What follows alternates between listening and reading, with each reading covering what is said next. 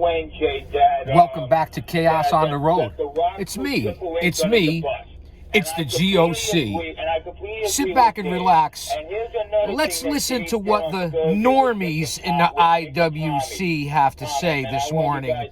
The geeks, the goons, the dweebs, the neckbeards, the mouth breathers, the virgins. No offense, man. What I say, kayfabe. I'm not angry. Let's see what the normal fans have to say. Sit back and relax. I'll be right back. So whose side are you on in this war between The Rock and Dave McGregor? Is it The Rock or Dave? Thanks for the call.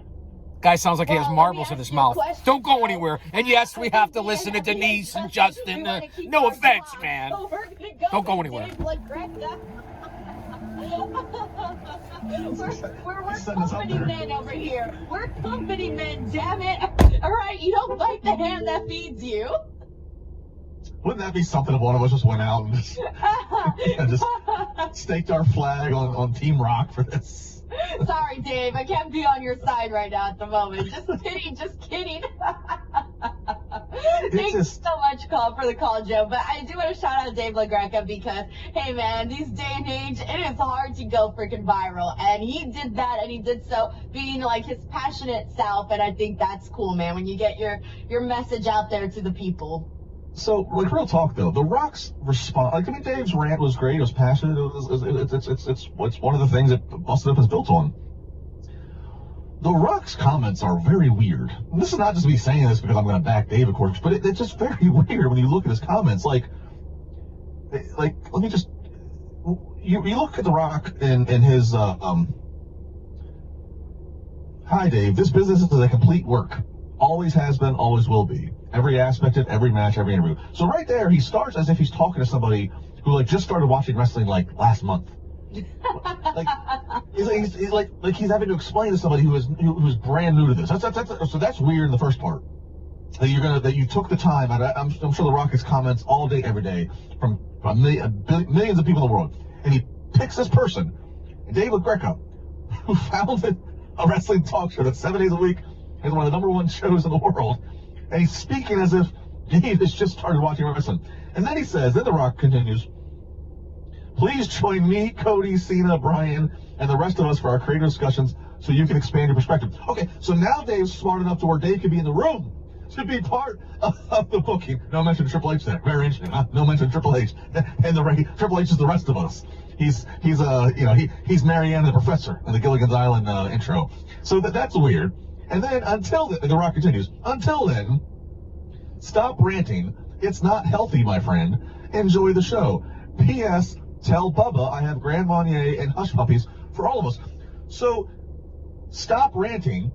Stop doing something that's got my attention. Stop doing something that's obviously working for your show, that's got my attention, that's got me, the final boss, TKO board member, to stop and type to you. And then acknowledges that bullies on this show, and obviously that means that the show has to have some level of credibility. If your old colleague bullies on here and you're mentioning your name dropping him in the comment, so that tells me that you recognize that Dave is ranting on a show that you must have heard of Busted Open. You must know that people are listening. And it's just the weirdest damn comment because he goes all over the place in a matter of these 3 short paragraphs. It's like speaking to you as if you never talked about wrestling before, speaking to you as if you could be in the booking meeting. You might learn some things under my learning tree. And then, oh, by the way, I know that you work with people that I used to share the road and the ring with. What the fuck? Pick a lane, Rock. Which one are you going to be in? You know, my biggest takeaway from that was, I don't drink alcohol, so hearing you pronounce Grand Marnier?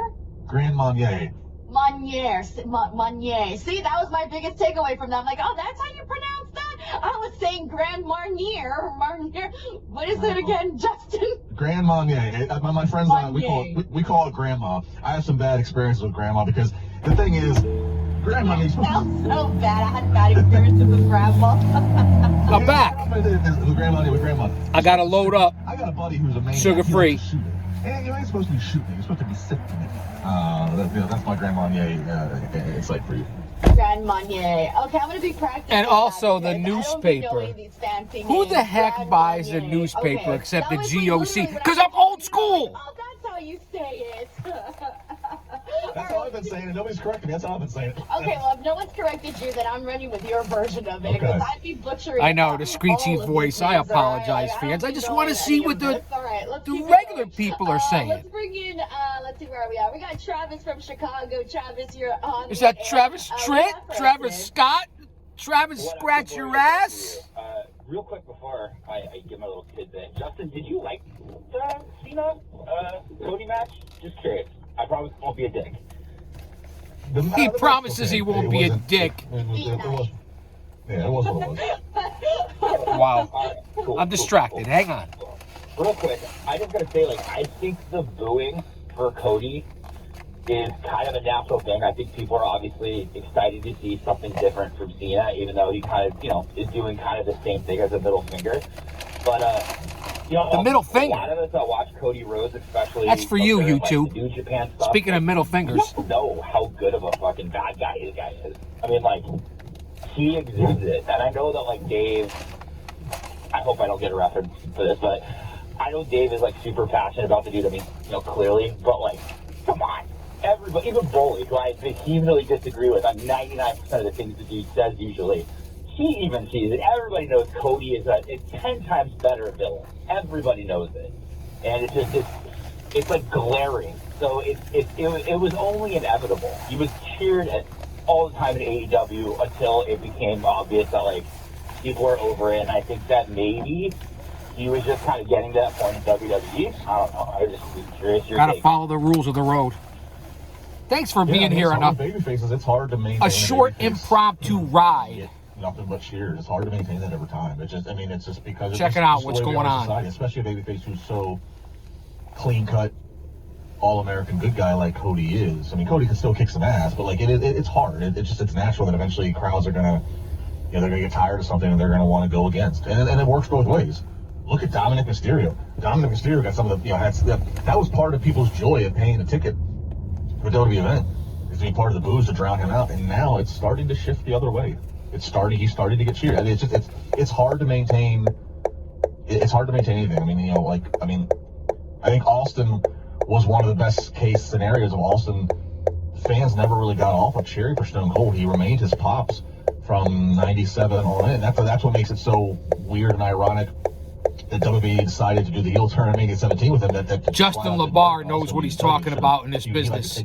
He's an example of someone who's a good reporter, a broadcast journalist, so to speak. So I don't know. I mean, Cody will be a heel eventually, obviously, but Cody will definitely be a heel. It's only a matter of time. Really good baby faces don't grow on trees, so you got to be careful when you pull the trigger to turn them. That's true.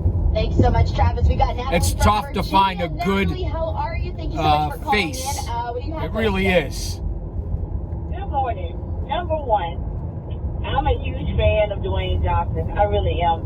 But Rock, from me to you, I need you to stop hitting that Terramana when you start tweeting. Because, good Lord, I heard 3 different personalities in that text that you directed today. Stop sipping off your own supply. Number 2, Travis Scott, stick to being a Kardashian Jenner. Stick to that. You do not need to be messing around. Travis Scott, stick to being a Kardashian Jenner. I couldn't agree more with this lady. And you know what, Rock? Maybe a little umbriaga when you do those Instagram videos. I don't think we know what we're going to do with Cody. Good call by that I lady. agree with you. Don't be sipping on your own supply. It's now going to be my new favorite saying to just throw around. Yeah, of course, But Denise. that's Steal it good, like though. the rest of That's you just someone very elitist important that we journalists haven't who go to seen all these since press WrestleMania, conferences and do. that is Cody Rhodes. Steal And it we were obviously from just the talking regular about people, it the in people that are in the know, and there are some the people hard who want working to people, the turn lunch heel, pail and people, the people blue that are collar, still out people who go to work every day, families who you price right out of this business. And even on places like Busted Open Radio, you cut off the callers, you make them wait on hold for 2 hours. Come on, Shilcito. Do you see a heel Cody, or do you still see a babyface Cody? No, I'm still fine with the babyface Cody for now. I don't think.